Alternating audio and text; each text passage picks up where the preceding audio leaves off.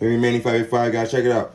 I should have told you guys before I sent these out how to take the stickers out, guys. So when you get these, make sure you put it on a solid surface. You rub it, because you want the masking tape on the front of that. So you want the masking tape to get on the sticker, and when you peel the masking tape back, it's going to grab the sticker, guys.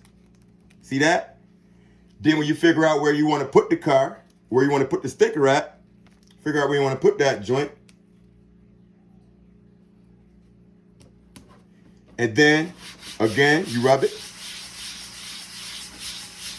You pull back the masking tape, guys.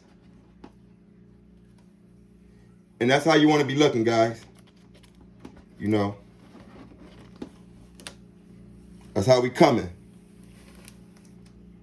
Oops, sorry. It's a little too rough with that guy.